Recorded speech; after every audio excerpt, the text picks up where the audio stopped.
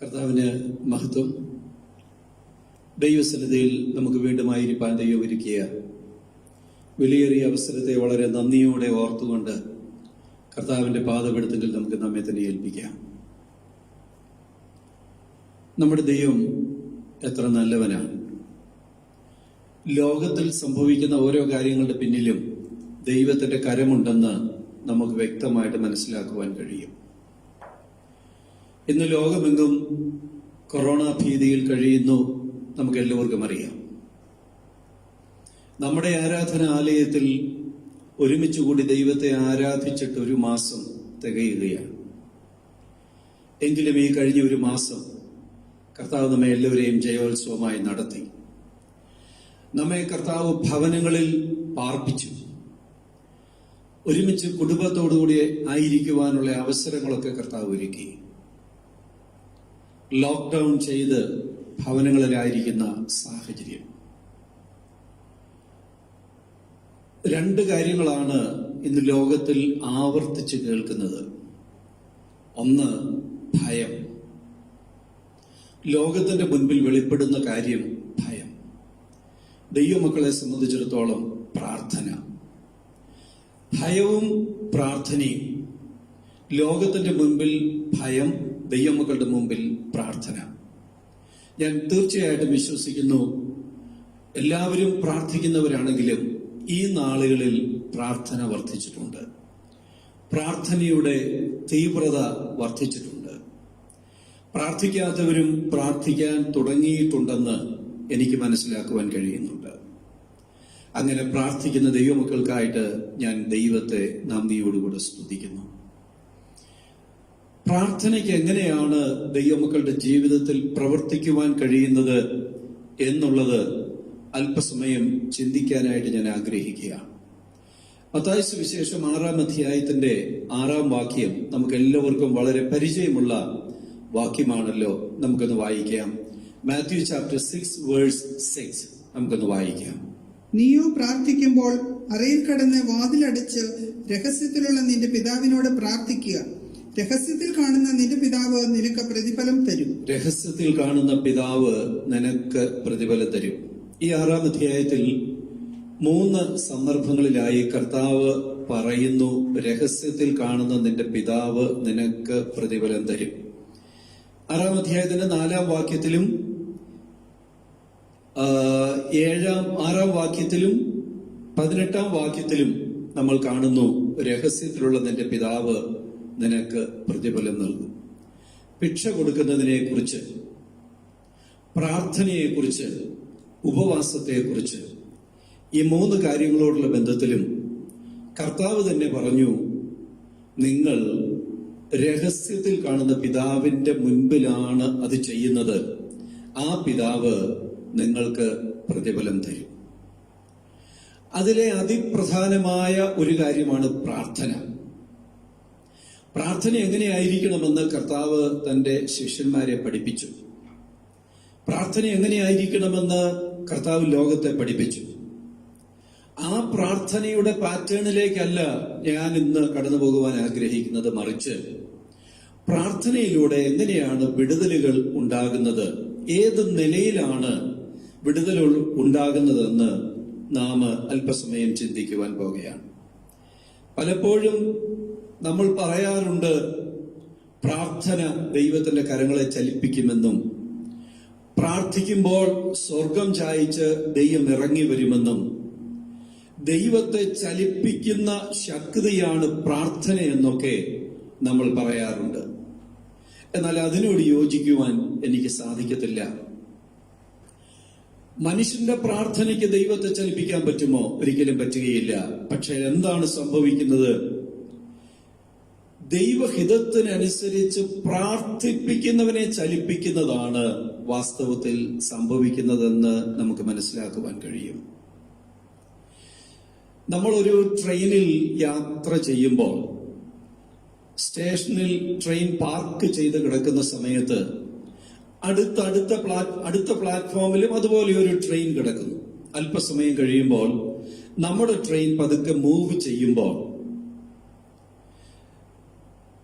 നമുക്ക് മനസ്സിലാക്കുവാൻ അല്പ വിഷമം തോന്നും. ഏത് ട്രെയിനാണ് മൂവ് ചെയ്യുന്നത്? ഒരു ട്രെയിൻ അതുപോലെ തന്നെ കിടക്കുന്നു, മറ്റേ ട്രെയിൻ മൂവ് ചെയ്യുന്നു. മൂവ് ചെയ്യുമ്പോൾ നമ്മൾ വിചാരിക്കും മറ്റേ ട്രെയിനാണ് മൂവ് ചെയ്യുന്നത്.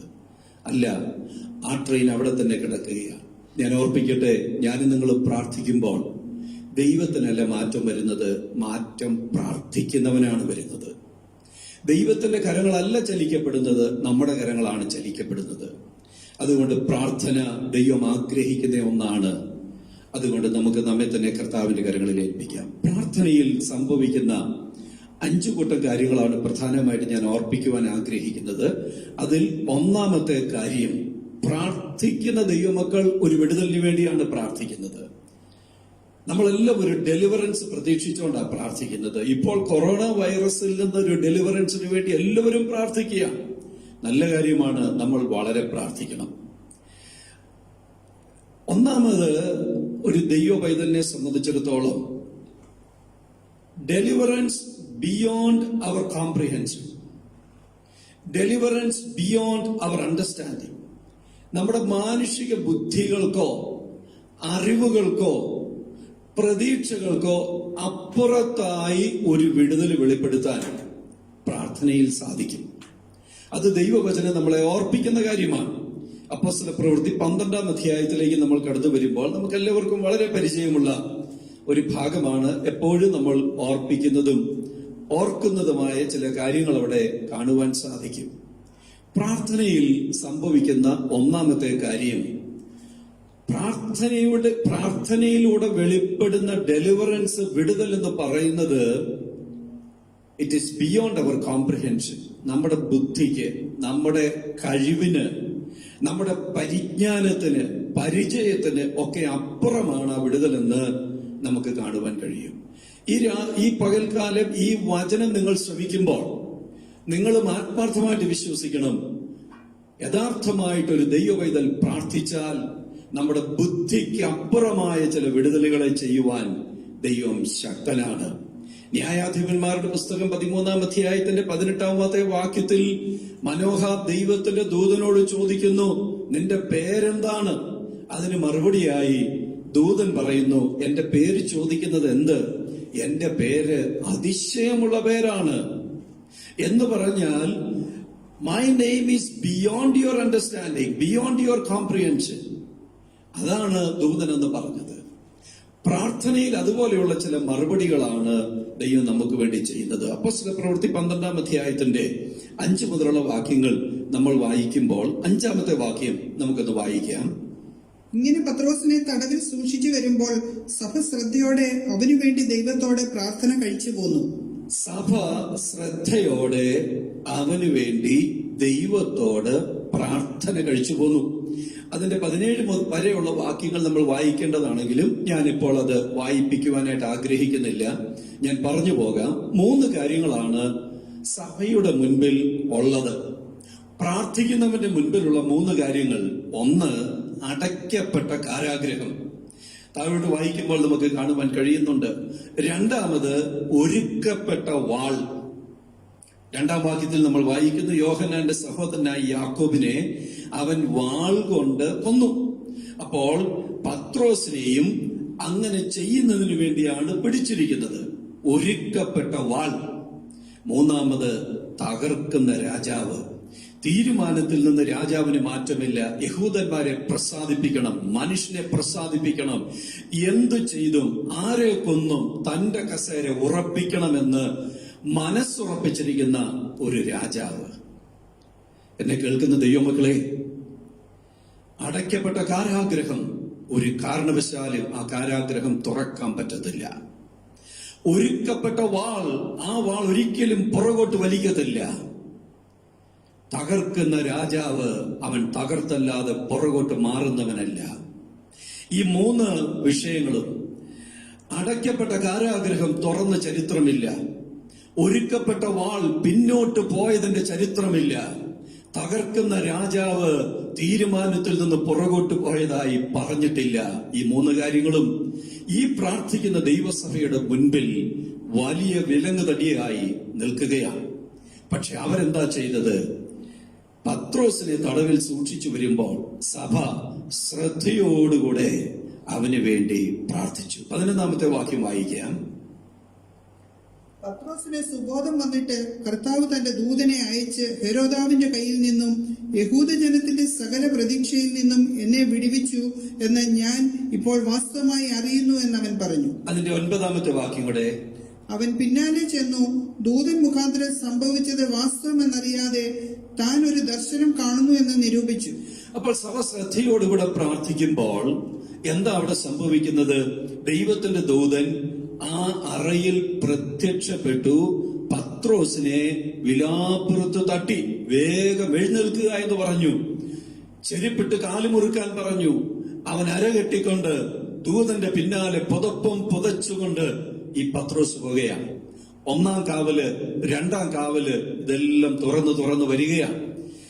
പട്ടണത്തിലേക്ക് ഉള്ള ഇരുമ്പ് വാതിക്കൽ എത്തിയപ്പോൾ ആരും തുറക്കാതെ അവർക്ക് വേണ്ടി അതിങ്ങനെ തുറന്നു വരികയാണ്. അങ്ങനെ തുറന്നു വന്നു. അവർ പുറത്തിറങ്ങി ഒരു തെരുവും കടന്നു. ഉടനെ ദൂതൻ അവനെ വിട്ടുപോയി. അപ്പോഴാണ് 11-ാമത്തെ വാക്യം, പത്രോസിന് സുബോധം വന്നു. അപ്പോൾ ഇതുവരെ പത്രോസിന് സുബോധമില്ലായിരുന്നോ? 9-ാം വാക്യത്തിൽ നമ്മൾ വായിക്കുന്നത്, അവൻ പിന്നാലെ ചെന്നു ദൂതൻ മുഖാന്തരം സംഭവിച്ചത് വാസ്തവമെന്നറിയാതെ താൻ ഒരു ദർശനം കാണുന്നു എന്ന് നിരൂപിച്ചു. എന്നെ കേൾക്കുന്ന ദൈവമക്കൾ, ഈ വചനം കേൾക്കുമ്പോൾ നിങ്ങളുടെ ഹൃദയത്തിൽ നിങ്ങൾ അല്പസമയം പ്രാർത്ഥിക്കുമെങ്കിൽ, പ്രാർത്ഥിക്കുന്ന ദൈവത്തിന്റെ പൈതലിന് വേണ്ടി ഒരുക്കുന്ന ദൈവിക വിടുതൽ ഒരു സ്വപ്നം കാണുന്നത് പോലെയോ ഒരു ദർശനം കാണുന്നത് പോലെയോ തിരിച്ചറിയുവാൻ പറ്റുന്നതിനേക്കാൾ അപ്പുറമായ ഒരു വിടുതലാണെന്നും, പട്ടണത്തിന്റെ പുറത്തു വന്ന് ഒരു തെരുവ് കൂടെ കടന്നു കഴിഞ്ഞപ്പോഴും പത്രോസിന് സുബോധം വരാത്ത നിലയിൽ, അവനെ സ്റ്റാൻഡാക്കി കളയുന്ന നിലയിൽ, അവനെ അബോധാവസ്ഥയിലേക്ക് തള്ളിക്കളയുന്ന നിലയിൽ അവന് വേണ്ടി വിടുതൽ ദൈവം വെളിപ്പെടുത്തിയെന്ന് ദൈവത്തിന്റെ വചനം നമ്മളെ ഓർപ്പിക്കുന്നു. അല്പസമയം ഒന്ന് ആലോചിച്ച് നോക്കിക്കേ ദൈവ പൈതലേ, അനേകര് നിനക്ക് വേണ്ടി പ്രാർത്ഥിക്കുമ്പോൾ, പത്രോസ് അല്ല ഇവിടെ പ്രാർത്ഥിക്കുന്നത്, പത്രോസിന് വേണ്ടി ഒരു സഭ പ്രാർത്ഥിക്കുകയാണ്. വേണ്ടി ഒരു സഭ പ്രാർത്ഥിക്കുമ്പോൾ പത്രോസിന്റെ ജീവിതത്തിൽ വെളിപ്പെട്ടു വരുന്ന വിടുതലുകൾ അവന് വിശ്വസിക്കുവാൻ കഴിയുന്നതിനേക്കാൾ അപ്പുറമായി അവനൊരു സ്വപ്നം കാണുകയാണോ, ഒരു ദർശനം കാണുകയാണോ, എന്താ സംഭവിക്കുന്നതെന്ന് അവൻ ഒന്നും മനസ്സിലാകുന്നില്ല. ആത്മാവിൽ കണ്ടുകൊണ്ട് ഈ പകൽക്കാലം, ഈ രാത്രി ഞാൻ നിങ്ങൾക്ക് വേണ്ടി പ്രാർത്ഥിക്കുവാൻ ആഗ്രഹിക്കുകയാണ്. എന്നോട് ചേർന്ന് നിങ്ങൾ പ്രാർത്ഥിക്കൂ. അങ്ങനെ പ്രാർത്ഥിക്കുന്ന ദൈവത്തിന്റെ പൈതലെ, പ്രാർത്ഥിക്കുന്ന ദൈവമക്കൾക്ക് വേണ്ടി ദൈവം ചില വിടുതലുകളെ ഒരുക്കുമ്പോൾ കണ്ണിന് വിശ്വസിക്കുവാൻ കഴിയത്തില്ല, കാതുകൾക്ക് അത് വിശ്വസിക്കുവാൻ കഴിയത്തില്ല, നിന്റെ മനസ്സിൽ അത് ഉൾക്കൊള്ളുവാൻ കഴിയത്തില്ല, നിന്റെ ബുദ്ധി മണ്ഡലങ്ങളിൽ അത് സംഗ്രഹിക്കുവാൻ കഴിയത്തില്ല. ഇത് സംഭവിക്കുകയാണോ, അതോ ഞാനൊരു സ്വപ്നം കാണുകയാണോ? ഇത് സംഭവിക്കുകയാണോ, അതോ ഞാനൊരു ദർശനം കാണുകയാണോ? എന്റെ സുബോധം എവിടെ പോയി എന്ന് ചോദിക്കത്തക്ക നിലയിലുള്ള വിടുതൽ വെളിപ്പെടുത്തുവാൻ ദൈവം ശക്തനാണ്. അതുകൊണ്ടാണ് ഞാൻ പറഞ്ഞത്, deliverance beyond your comprehension, deliverance beyond your understanding. ഈ പകൽക്കാലം ഞാൻ ഓർപ്പിക്കട്ടെ, ദൈവം നമുക്ക് വേണ്ടി വെളിപ്പെടുത്തുന്ന ദൈവിക വിടുതലുകൾ എന്ന് പറയുന്നത് നമ്മുടെ ബുദ്ധിക്ക് നിരക്കാത്ത വിടുതല്. Praise the Lord. ദൈവസന്നിധിയിൽ ഞാൻ നിങ്ങളുമായിരിക്കുമ്പോൾ അടയ്ക്കപ്പെട്ട കാരാഗ്രഹം അത് തുറക്കപ്പെട്ടു, ഒരുക്കപ്പെട്ട വാൾ അത് പുറകോട്ട് വലിച്ചു, തകർക്കുന്ന രാജാവ് സ്തബ്ധനായി തീർന്നു. അതാണ് ദൈവിക വിടുതൽ. ഹല്ലേലൂയ. ഈ ഹെരോദാവിന്റെ ആഗ്രഹം പത്രോസിനെ തകർക്കുക എന്നുള്ളതാണ്. വാള് പത്രോസിന്റെ നേരെയാണ് അവൻ ഒരുക്കിയത്.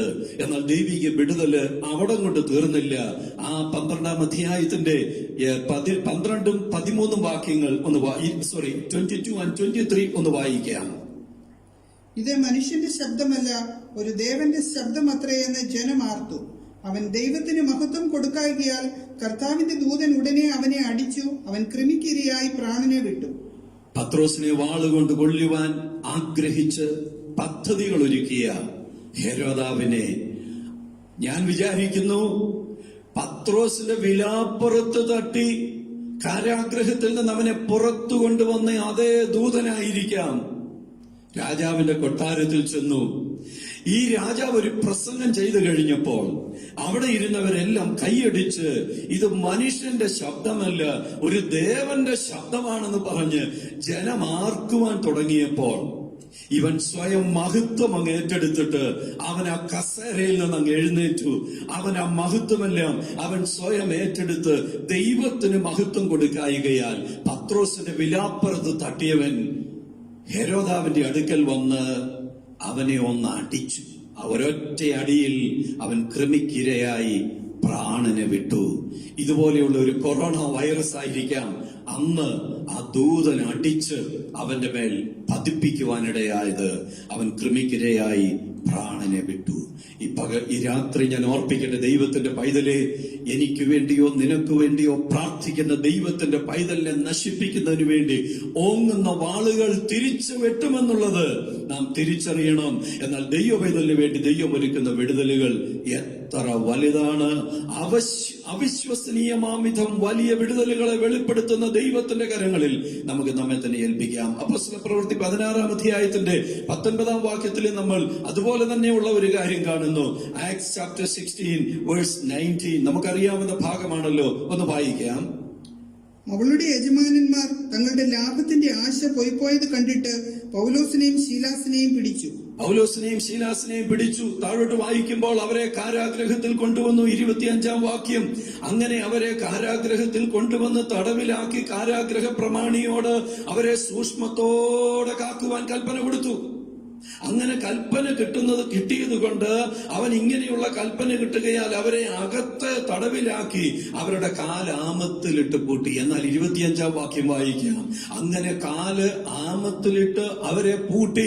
അങ്ങനെ കാരാഗ്രഹത്തിൽ കിടക്കുമ്പോൾ അവരെന്താ ചെയ്തത്? 25-ാം വാക്യം.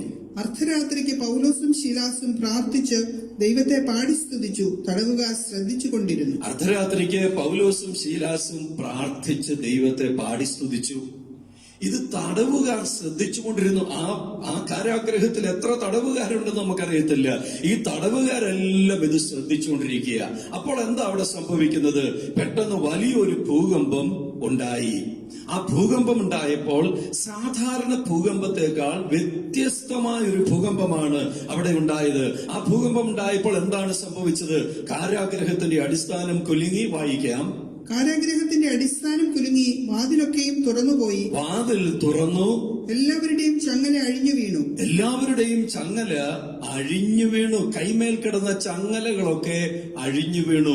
ഏതെങ്കിലും ഒരു ഭൂകമ്പത്തിന് മനുഷ്യന്റെ ചങ്ങല അഴിക്കാൻ പറ്റുമോ? ചങ്ങലയോടുകൂടെ മനുഷ്യനെ തകർക്കാനല്ലേ പറ്റുകയുള്ളൂ. പക്ഷെ ഈ ഭൂകമ്പം ചെയ്തത് കാരാഗ്രഹത്തിന്റെ അടിസ്ഥാനം ഇളക്കി, വാതിലുകളെ തുറന്നു, ചങ്ങലകളെ അഴിച്ചു. ഈ 3 കാര്യങ്ങൾ അവിടെ സംഭവിച്ചു. എന്നാൽ ഈ ഭൂകമ്പത്തിന്റെ മറ്റൊരു പ്രത്യേകത, ഈ ഭൂകമ്പം ഉണ്ടായി, വാതിലുകൾ തുറന്നു. കാരാഗ്രഹത്തിൽ കിടക്കുന്ന എല്ലാവരുടെയും മനസ്സിന്റെ ഏകമായ ആഗ്രഹം എന്നെനിക്ക് ഈ കാരാഗ്രഹത്തിൽ നിന്ന് ഒന്ന് പുറത്തു ചാടാൻ പറ്റുമെന്നുള്ളതാണ്. അവരൊരു കാരണവശാലും പുറത്തു ചാടാതിരിക്കുന്നതിന് വേണ്ടി എത്രയോ ശക്തമായ മതിൽ കെട്ടുകളും വേലിക്കെട്ടുകളും ഇരുമ്പ് ഗേറ്റുകളും ഒക്കെയാണ് ഉണ്ടാക്കുന്നത്. പക്ഷെ ഇത് മുഴുവനും തുറന്നു എന്ന് മാത്രമല്ല, അവരുടെ എല്ലാവരുടെയും ചങ്ങലകൾ അവരുടെ കൈമേൽ നിന്ന് ഊരിപ്പോകുവാനിടയായി, അതെല്ലാം അഴിഞ്ഞു വീഴുവാനിടയായി. പക്ഷേ തിരുവചനം പറയുന്നത് അവരിൽ ഒരുത്തനും ഓടിപ്പോയില്ല. എല്ലാവരും അവിടെ തന്നെ നിൽക്കുകയാണ്. കാരാഗ്രഹ പ്രമാണി ഉറക്കം ഉണർന്ന് അവൻ വരുമ്പോൾ അവന് മനസ്സിലായി ഇതെല്ലാം തുറന്നു കിടക്കുന്നു. എന്ത് സംഭവിച്ചു? എല്ലാവരും ഓടിപ്പോയി രക്ഷപ്പെട്ടു എന്ന് വിചാരിച്ച് അവൻ ഇനി ജീവിക്കുവാൻ അനുവാദമില്ലെന്ന് അവനറിയാം. അതുകൊണ്ട് അവൻ സ്വയം മരിക്കുവാൻ ആഗ്രഹിക്കുകയാണ്. പക്ഷേ പൗലോസ് പറഞ്ഞു, നീ നിനക്കൊരു ദോഷവും ചെയ്യരുത്, ഞങ്ങൾ എല്ലാവരും ഇവിടെ ഉണ്ട്. Beyond your understanding. ഈ ഭൂകമ്പം അത് വരുത്തിയ വിപത്ത് കാരാഗ്രഹത്തിനകത്താണ്. പക്ഷെ ഒരെണ്ണം പോലും ഓടിപ്പോയില്ല. താഴോട്ടുള്ള ഭാഗങ്ങളൊക്കെ നാം വായിച്ചു നോക്കണം. ദൈവം ചെയ്ത വലിയ രക്ഷ നമുക്ക് കാണുവാൻ സാധിക്കും. എന്നെ കേൾക്കുന്ന ദൈവമക്കളോട് ഒന്നാമതായി എനിക്ക് ഓർപ്പിക്കുവാനുള്ളത്, ആത്മാർത്ഥമായിട്ട് പ്രാർത്ഥിക്കുന്ന ഒരു ദൈവവേദലിന് വേണ്ടി ദൈവം അയക്കുന്ന വിടുതലിന്റെ ഒന്നാമത്തെ പ്രത്യേകത, the deliverance is beyond your comprehension, it is beyond your understanding. അങ്ങനെ ദൈവം പ്രവർത്തിക്കുന്നവനാണെന്ന് കാണുവാനായിട്ട് കഴിയുന്നു. രണ്ടാമത്തെ കാര്യം, പ്രാർത്ഥനയോടുള്ള ബന്ധത്തിൽ ഡെലിവറൻസ് ഇൻ ഒബീഡിയൻസ്. നമ്മുടെ അനുസരണമാണ് പ്രാർത്ഥനയുടെ മറുപടിയായി വരുന്നത് എന്ന് കാണുവാൻ കഴിയും. യോശുവയുടെ പുസ്തകം 7-ാം അധ്യായത്തിന്റെ 6-ാമത്തെ വാക്യം തൊട്ടൊന്ന് വായിക്കാം. ജോഷുവ ചാപ്റ്റർ 7:6 ഓൺവേർഡ്സ് നമ്മൾ വായിക്കുമ്പോൾ നമുക്ക് അവിടെ കാണുവാൻ കഴിയുന്ന ഒരു കാര്യം നമുക്കൊന്ന് നോക്കാം. ഇവിടെ ഞാൻ ഓർപ്പിക്കുവാൻ ആഗ്രഹിക്കുന്നത്, ഡെലിവറൻസ് എന്ന് പറയുന്നത് പ്രാർത്ഥിക്കുന്ന ദൈവമക്കൾക്ക് വേണ്ടി ദൈവം ഒരുക്കുന്ന വിടുതലിന്റെ മറ്റൊരു ഭാഗം എന്ന് പറയുന്നത് അനുസരണത്തിലേക്ക് നമ്മളെ കൊണ്ടുവരിക, നമ്മളോട് ചില ഇൻസ്ട്രക്ഷൻസ് തരിക, ആ ഇൻസ്ട്രക്ഷൻസ് ഫോളോ ചെയ്യാനായിട്ട് നമ്മളോട് പറയുക. പ്രാർത്ഥിച്ചത് എന്താണ്, കർത്താവിന്റെ മറുപടി എന്താണ്, നമുക്കൊന്ന് വായിക്കാം. 7-ാം അധ്യായത്തിന്റെ 6-ാമത്തെ വാക്യം. യോശുവ വസ്ത്രം കീറി യഹോവയുടെ പെട്ടകത്തിന് മുൻപിൽ അവനും ഇസ്രായേൽ മൂപ്പന്മാരും തലയിൽ മണ്ണ് വാരിയിട്ടുകൊണ്ട് സന്ധ്യ വരെ സാഷ്ടാംഗം വീണുകിടന്ന് അയ്യോ കർത്താവായ യഹോവേ, ഞങ്ങളെ നശിപ്പിക്കുവാൻ ഇങ്ങനെയൊക്കെ കൊണ്ടുവന്നുവോ എന്നൊക്കെ ചോദിച്ച് യോശുവ നിലമ്പാട് വീണ് കിടന്ന് അവൻ ഉരുണ്ട് പ്രാർത്ഥിക്കുകയാണ്. അവന്റെ പ്രാർത്ഥന, അവന്റെ നിലവിളി ആർക്കും പിടിക്കാൻ പറ്റാത്തതുപോലെ, പിടിച്ചു നിർത്തുവാൻ പറ്റാത്തതുപോലെ അവൻ നിലവിളിക്കുകയാണ്.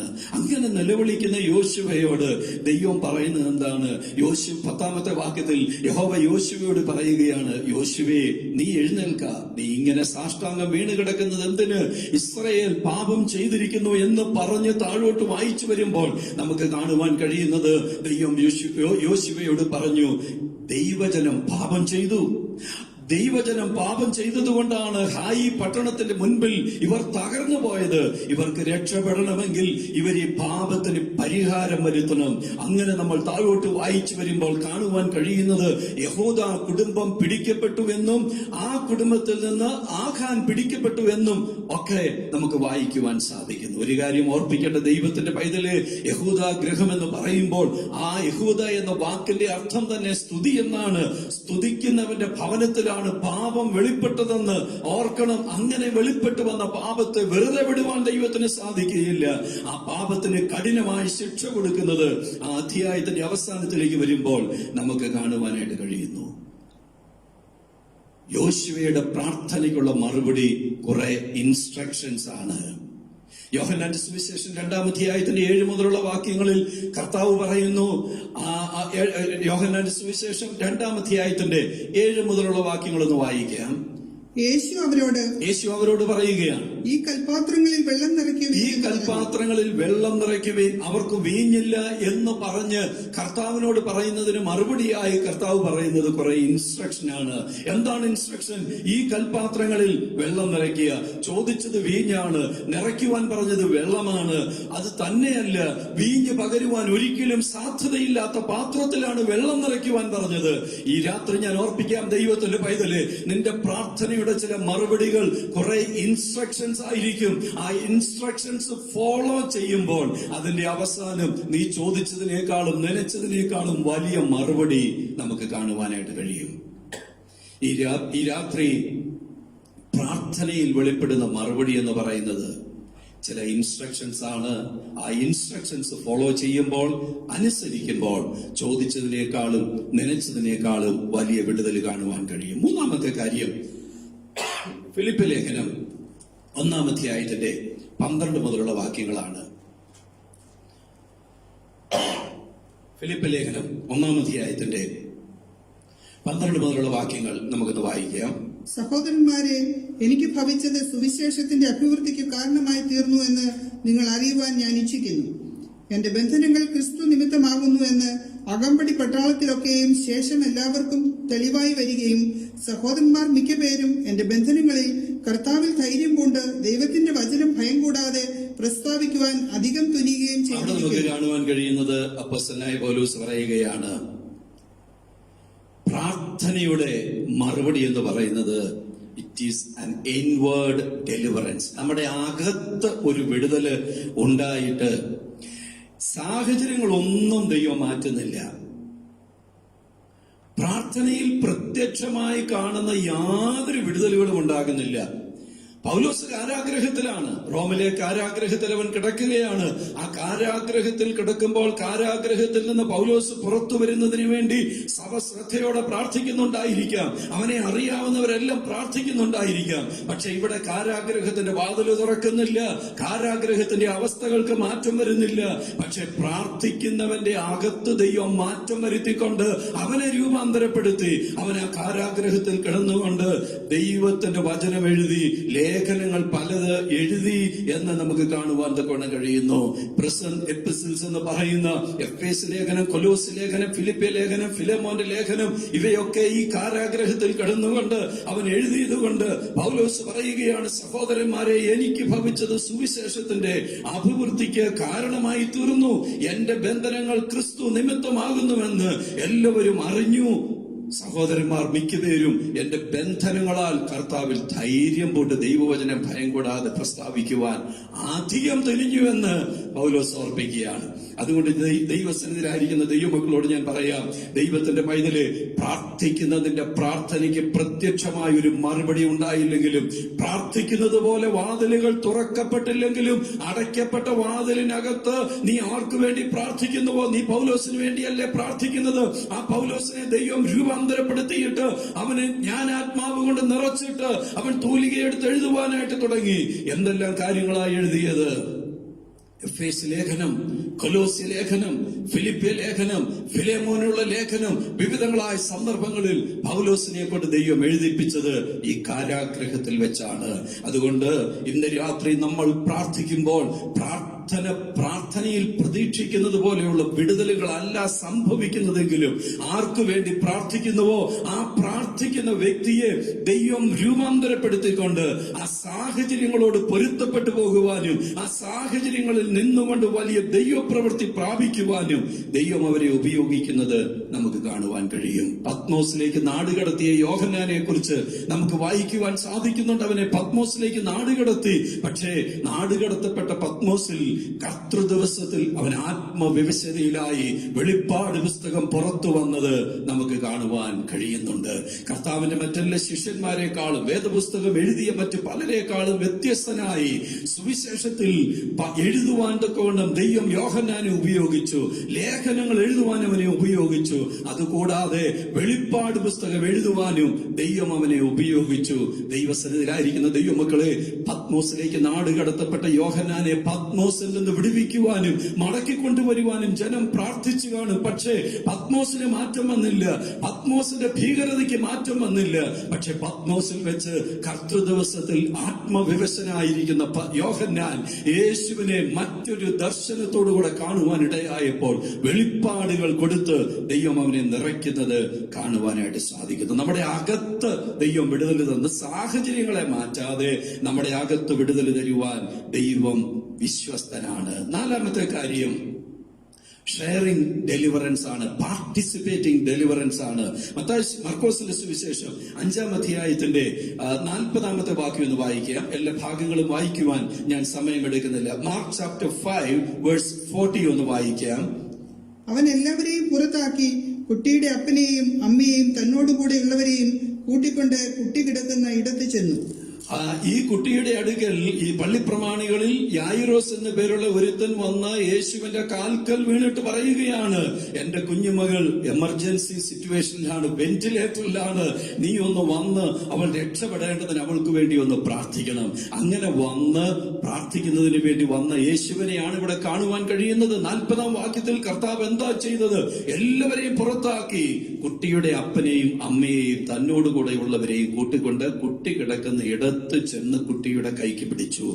ഇവിടെ എന്തിനാണ് കർത്താവ് ഇത് ചെയ്യുന്നത്? ഈ കുഞ്ഞിന്റെ വിടുതലിൽ ഈ മാതാപിതാക്കന്മാർക്കൊരു പങ്കാളിത്തം ഉണ്ടായിരിക്കണം. അവർക്കൊന്നും മനസ്സിലാകുന്നില്ല. അവർ കുട്ടിയുടെ മേൽ കൈവെക്കാനോ പ്രാർത്ഥിക്കാനോ ഒന്നുമല്ല വന്നത്. അവർ യേശുവിനെയാണ് അതിനുവേണ്ടി പ്രതീക്ഷിക്കുന്നത്. പക്ഷേ ആ വിടുതലിൽ നിന്നെ ഒരു പങ്കാളിയാക്കിക്കൊണ്ട് ദൈവത്തിന്റെ മഹത്വം വെളിപ്പെടുത്തുന്ന എത്രയോ സന്ദർഭങ്ങൾ നമുക്ക് ദൈവവചനത്തിൽ കാണുവാനായിട്ട് കഴിയുന്നു. നമ്മുടെ ദൈവം പ്രാർത്ഥിക്കുന്ന ദൈവവേദനയിൽ ഒരുക്കുന്ന വിടുതലിൽ പ്രാർത്ഥിക്കുന്നവനെ കൂടെ പങ്കാളിയാക്കിക്കൊണ്ട് ദൈവത്തിന്റെ മഹത്വം വെളിപ്പെടുത്തുന്ന ദൈവത്തിന്റെ അത്ഭുതകരമായ പ്രവൃത്തി നമുക്ക് കാണുവാനായിട്ട് സാധിക്കുന്നു. അതുകൊണ്ട് പ്രാർത്ഥനയിൽ അങ്ങനെയുള്ള ഒരു കാര്യം കൂടെ ഉണ്ടെന്ന് നമ്മൾ ഓർക്കണം. അഞ്ചാമതായി നമുക്ക് കാണുവാൻ കഴിയുന്നത്, ഞാൻ ഭാഗം വായിക്കുന്നില്ല, ഗെത്സമന തോട്ടത്തിൽ നമ്മുടെ അരുമനാഥനായ കർത്താവ് പ്രാർത്ഥിച്ചു. എന്താ പ്രാർത്ഥിച്ചത്? ഗെത്സമന തോട്ടത്തിൽ വീണുകിടന്ന് എന്റെ കർത്താവ് പ്രാർത്ഥിക്കുമ്പോൾ അവന്റെ ശരീരത്തിൽ നിന്നും വീഴുന്ന വിയർപ്പ് തുള്ളികൾ രക്തത്തുള്ളികൾ പോലെ അവിടെ വീണുവെന്ന് തിരുവചനം വായിക്കുന്നു. അവൻ പ്രാർത്ഥിക്കുകയാണ്, പിതാവേ, കഴിയുമെങ്കിൽ ഈ പാനപാത്രം എങ്കിൽ നിന്നും നീങ്ങിപ്പോകണം, എങ്കിലും എന്റെ ഇഷ്ടമല്ല അങ്ങയുടെ ഇഷ്ടം തന്നെയാകട്ടെ. പാനപാത്രം നീങ്ങിപ്പോയില്ല, കഷ്ടതകൾ മാറിപ്പോയില്ല. പക്ഷെ എന്താ അവിടെ സംഭവിച്ചത്? ദൈവഹിതത്തിൽ പുത്രനെ പിതാവാം ദൈവം ഉറപ്പിച്ചു. അതുകൊണ്ട് ഇന്ന് രാത്രി എന്നെ കേൾക്കുന്ന ദൈവമക്കളോട് ഞാൻ പറയാം, പ്രാർത്ഥിക്കുന്ന ദൈവത്തിന്റെ പൈതലെ, നീ പ്രതീക്ഷിക്കുന്നത് പോലെ ഒരു വിടുതൽ ഉണ്ടായില്ലെങ്കിലും നിന്നെ ദൈവഹിതത്തിൽ ഉറപ്പിക്കുമ്പോൾ ചോദിക്കുന്നത് പോലെ കാര്യങ്ങൾ സംഭവിച്ചെന്ന് വരത്തില്ല. ആ ശൂലം എന്നിൽ നിന്ന് മാറിപ്പോകണമെന്ന് പൗലോസ് പലവട്ടം പ്രാർത്ഥിച്ചു. ശൂലം മാറിയില്ല. പ്രാർത്ഥിച്ച പൗലോസിന് മാറ്റം വന്നില്ല. പക്ഷെ കൃപ പകർന്നു കൊടുത്തു ദൈവഹിതത്തിൽ അവനെ ഉറപ്പിച്ചപ്പോൾ അവൻ പറഞ്ഞു, എനിക്കിനി ശൂലം മാറിപ്പോകണമെന്നുള്ള പ്രാർത്ഥനയില്ല, ദൈവഹിതം എന്റെ മേൽ നിറവേറ്റപ്പെട്ടാൽ മതി. ഈ രാത്രി എന്നെ കേൾക്കുന്ന ദൈവമക്കളെ, ദൈവസന്നിധിയിൽ നമുക്ക് നമ്മെ തന്നെ സമർപ്പിക്കാം. നമ്മെ തന്നെ നമുക്ക് ഏൽപ്പിച്ചു കൊടുത്തുകൊണ്ട് ദൈവ മുൻപാകെ സമർപ്പിച്ചുകൊണ്ട് പ്രാർത്ഥിക്കുന്നതിന് വേണ്ടി നമുക്ക് നമ്മെ തന്നെ ഏൽപ്പിച്ചു കൊടുക്കാം. ഇന്ന് രാത്രികാലം പ്രാർത്ഥിക്കുന്ന ദൈവമക്കൾക്ക് വേണ്ടി ദൈവം എഴുന്നേറ്റ് വരുന്നവനാണ്. ഓടിച്ച് ഞാൻ പറയട്ടെ, ഈ രാത്രി ഞാൻ ഓർപ്പിച്ചത്, ഒന്നാമതായി പ്രാർത്ഥിക്കുന്ന ദൈവപൈതലിന് വേണ്ടി A deliverance beyond your comprehension. രണ്ടാമത് ഡെലിവറൻസ് ഇൻ ഒബീഡിയൻസ്. പ്രാർത്ഥിക്കുമ്പോൾ ഒരുപക്ഷെ ചോദിക്കുന്നത് പോലെ കാര്യങ്ങൾ നടക്കത്തില്ലായിരിക്കാം, പക്ഷെ കുറെ ഇൻസ്ട്രക്ഷൻ ആയിരിക്കാം ദൈവം നമുക്ക് നൽകി തരുന്നത്. മൂന്നാമതായി സാഹചര്യങ്ങളൊന്നും മാറ്റാതെ, ചോദിച്ചതൊന്നും നമുക്ക് പ്രതീക്ഷിക്കുന്നത് പോലെ സംഭവിക്കാതെ അകത്ത് ദൈവ മാറ്റങ്ങളെ വരുത്തും. അപ്പോൾ നമ്മൾ പല കാര്യങ്ങൾ ചെയ്യുന്നത് കാണുവാനായിട്ട് സാധിക്കും. നാലാമതായി വിടുതലിൽ നമ്മെ കൂടെ പങ്കാളികളാക്കിക്കൊണ്ട് ദൈവത്തിന്റെ മഹത്വം വെളിപ്പെടുത്തുക. അഞ്ചാമതായി പ്രാർത്ഥനയിൽ സംഭവിക്കുന്ന ഏറ്റവും അനുഗ്രഹിക്കപ്പെട്ട ഒരു കാര്യം, ദൈവഹിതത്തിൽ ദൈവം നമ്മളെ ഉറപ്പിക്കും എന്നുള്ളതാണ്. ആകയാൽ നമ്മുടെ കണ്ണുകളെ അടയ്ക്കാം. ഈ രാത്രി നമ്മുടെ കർത്താവിന്റെ സന്നിധിയിൽ നമ്മെ തന്നെ സമർപ്പിക്കാം. കൊറോണ വൈറസ് നീങ്ങിപ്പോകുന്നതിന് വേണ്ടി നമ്മൾ പ്രാർത്ഥിക്കുന്നു. അതിന്റെ ദോഷങ്ങൾ മാറുവാൻ നമ്മൾ പ്രാർത്ഥിക്കുന്നു. എന്നാൽ എങ്ങനെയാണ് ദൈവം പ്രവർത്തിക്കുന്നതെന്ന് നമുക്ക് ആർക്കും അറിഞ്ഞുകൂടാ. ഏറ്റവും അത്യാവശ്യമായി നമ്മൾ ഓർക്കേണ്ടത്, പ്രാർത്ഥിക്കുന്ന ദൈവപൈതലിനെ ദൈവഹിതത്തിൽ കൊണ്ടുവന്ന് ഉറപ്പിച്ചുകൊണ്ട് ദൈവത്തിന്റെ മഹത്വം വെളിപ്പെടുത്തുവാൻ ദൈവം വിശ്വസ്തനാണ്. ആ കർത്താവിന്റെ കരങ്ങളിൽ നമുക്ക് ഏൽപ്പിച്ചു കൊടുക്കാം. പ്രിയ സഹോദരൻ രാജീവ് മുൻപോട്ട് വന്ന് പ്രാർത്ഥിച്ച് ഈ സെഷൻ അവസാനിപ്പിക്കും. നമുക്ക് നമ്മെ തന്നെ കർത്താവിന്റെ കരങ്ങളിലേക്ക് ഏൽപ്പിച്ചു കൊടുക്കാം. ദൈവനാമം മഹത്വം എടുക്കുമാറാകട്ടെ. കരുണാസമ്പന്നനായ ദൈവമേ, സ്വർഗസ്ഥ പിതാവേ, മനോഹരമായ രാത്രിക്കായി ഞങ്ങൾ നന്ദിയോടെ ദൈവത്തെ വാഴ്ത്തുന്നു. അങ്ങയുടെ വചനം ഇന്ന് രാത്രി കേൾക്കുവാനുള്ള ഭാഗ്യം ദൈവം ഞങ്ങൾക്ക് നൽകിയതിനായി സ്തോത്രം. അതിനായി ഞങ്ങളുടെ ദാസനെ എടുത്ത് ഉപയോഗിച്ചതിനാൽ ഞങ്ങൾ നന്ദി നിറഞ്ഞ ഹൃദയത്തോടെ ദൈവത്തെ വാഴ്ത്തുന്ന കർത്താവേ, ഒരു പ്രതിസന്ധി ഘട്ടം കടന്നു വരുമ്പോൾ ശ്രദ്ധയോടുകൂടി പ്രാർത്ഥിച്ചാൽ അവയുടെ മേലൊക്കെ ഞങ്ങൾക്ക് മാറ്റം നൽകുമെന്ന് ഇന്ന് രാത്രി വചനത്തിലൂടെ ഞങ്ങൾ ഓർപ്പിച്ചതിനാൽ ഞങ്ങൾ നന്ദിയോടെ ദൈവത്തെ വാഴ്ത്തുന്നു. ഇപ്പോൾ ഞങ്ങൾ അഭിമുഖീകരിക്കുന്ന ഈ പ്രശ്നത്തിന് ഏക പരിഹാരം പ്രാർത്ഥന മാത്രമാണെന്ന് കേൾക്കുവാനായി ഇടയായി തീർന്നുവല്ലോ. കർത്താവേ, ഞങ്ങളുടെ പ്രാർത്ഥന കേൾക്കുന്നൊരു ദൈവം അത് സ്വർഗത്തിൽ ജീവിച്ചിരിക്കയാൽ ഞങ്ങൾ ഇന്ന് രാത്രി വീണ്ടും ഉറപ്പോടെ വിശ്വാസത്തോടെ പ്രാർത്ഥിക്കുന്ന കർത്താവേ, ഈ അവസ്ഥകൾക്കൊക്കെ വലിയൊരു മാറ്റം വരുവാൻ എന്റെ കർത്താവ് കൽപ്പിക്കണമേ എന്ന് ഞങ്ങൾ ദൈവത്തോട് പ്രാർത്ഥിക്കുന്നു. കാരാഗ്രഹത്തിൽ അടയ്ക്കപ്പെട്ട അനുഭവങ്ങളും എല്ലാം കർത്താവെ മാറുവാൻ എന്റെ ദൈവത്തിന് ഒരു നിമിഷം മതിയല്ല കർത്താവെ. ഞങ്ങളുടെ ഒരു വാക്ക് കൽപ്പിച്ചാൽ ഇതിനെല്ലാത്തിനും മാറ്റം ഉണ്ടാകുമെന്ന് ഞങ്ങൾ പൂർണ്ണമായി വിശ്വസിക്കുന്ന കർത്താവെ, എല്ലാ പ്രിയപ്പെട്ടവരെയും ദൈവകരങ്ങളിലേക്ക് ഞങ്ങൾ ഏൽപ്പിച്ച് പ്രാർത്ഥിക്കുന്നു. എല്ലാ രാജ്യങ്ങളെയും വിശേഷാൽ ബഹറിനെ ദൈവകരങ്ങളിലേക്ക് ഏൽപ്പിച്ച് പ്രാർത്ഥിക്കുന്നു. കർത്താവ് സഹായിക്കണമേ എന്ന് ഞങ്ങൾ ദൈവത്തോട് അപേക്ഷിക്കുന്നു. വീണ്ടും പ്രാർത്ഥനയിൽ തുടരുവാൻ ഞങ്ങളെ സഹായിക്കണം. അങ്ങയുടെ കൃപ ഞങ്ങളുടെ മേൽ പകർന്നു നൽകണം. പ്രാർത്ഥന കേട്ടതിനായി സ്തോത്രം. യേശു ക്രിസ്തുവിന്റെ നാമത്തിൽ തന്നെ ആമേൻ. നമുക്ക് ആശീർവാദത്തോടുകൂടെ ദൈവസ്ഥിതിയിലായിരിക്കാം. പിതൃപുത്ര പരിശുദ്ധാത്മാവാം ത്രിയേക ദൈവത്തിന്റെ കൃപയും സാന്നിധ്യവും കാവലും പരിപാലനവും നാം എല്ലാവരോടും ഓർത്ത് പ്രാർത്ഥിച്ച എല്ലാ വിഷയങ്ങളോടും ലോകമെങ്ങുമുള്ള സകല വിശുദ്ധന്മാരോടുകൂടെയും ഇന്നുമെന്നും കർത്താവിന്റെ വരവരെയും ഉണ്ടായിരിക്കുമാറാകട്ടെ. ആമേൻ, ആമേൻ. മാറാനാഥ. കർത്താവ് വരാറായി. കർത്താവിന്റെ വരവിന് വേണ്ടി ഒരുങ്ങാം.